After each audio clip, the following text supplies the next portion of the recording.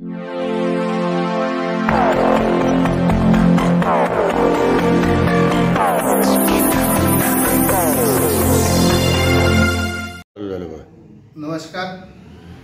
मी सुधाकर फुले. आपण पाहत आहात राजमंत्री. शेतकरी हा जगाचा पोशिंदा असं म्हणलं जाते. शासनापासून ते विरोधकांपर्यंत आम्ही शेतकऱ्याचे कैवारी असं म्हणलं जाते, परंतु प्रत्यक्षात होत काहीच नाही आणि शेतकरी पिढ्यानपिढ्या अडचणीमध्ये सापडला.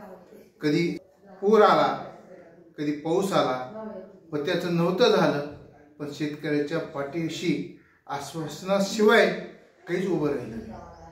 मात्र सरकार शेतकऱ्याचा पोशिंदा शेतकऱ्याच्या पाठीशी नाही, परंतु आता हल्ली काळामध्ये बँकेने सुद्धा शेतकऱ्याकडे पाठ फिरवली आहे.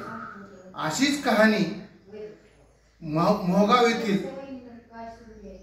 एक आदर्श शेतकरी त्यांनी एका यंत्रासाठी बँकेमध्ये कर्ज मागितलं, परंतु अशा चांगल्या व्यक्तीला बँक सुद्धा चपला शिजवायला लावते. आपण त्यांच्याशी बातचीत करू.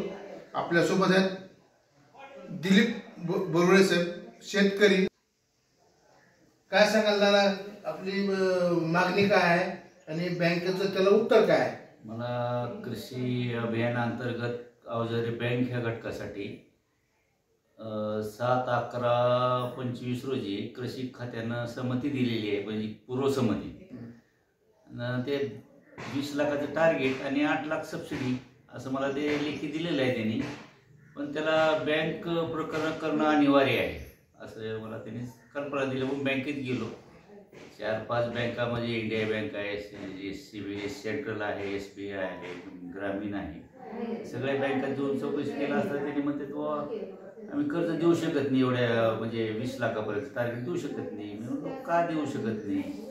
ते म्हणते तुमचं सिबिलच खराब आहे.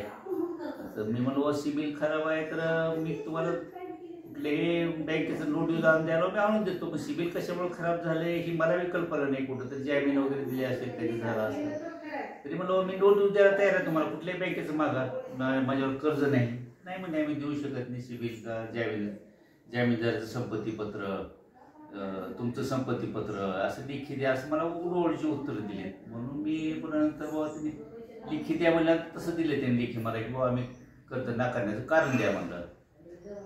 तसं त्यांनी लेखी दिलेलं आहे. ते जास्त काठीमुळं माझं म्हणजे बँक कर्ज द्यायला तयार नाही.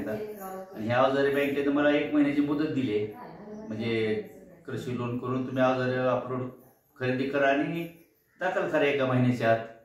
त्यासाठी मी पळतोय. मी कलेक्टर ऑफिसला पण लेखी दिले, तसं बँकाला बाबा बँक कर्ज का देत नाही, लेखी उत्तर द्या असं त्यांना मी कळविले. पण ते लेखी उत्तर अशी देतात की त्याला कर्ज द्यायचंच नाही आपल्याला.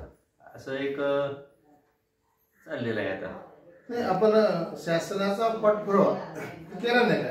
कलेक्टर असतील किंवा स्थानिकचे आमदार असतील किंवा मग मुख्यमंत्र्यांना एखादं पत्र किंवा बँक अशामुळे अडवणूक करायला असं केलं नाही का? मुख्यमंत्री दिलं नाही. मग कलेक्टर ऑफिसला मग कलेक्टर ऑफिसला कळविलेलं आहे मी, कृषी अधीक्षकाला पण कळविलेलं आहे आणि आमदार रमेश पक्कड यांना पण लेखी दिलेलं आहे. काय होते बघू आता. नाही, आता कलेक्टरचं काय म्हणणं आलं किंवा मग आमदार साहेबांचं काय म्हणणं आलं किंवा अशा बँका शेतकऱ्याला मदत झालीच पाहिजे, शेतकऱ्याच्या पाठीशी सरकार उभं राहिलं पाहिजे, ही थोडी राजकारणाची सुद्धा जिम्मेदारी आहे.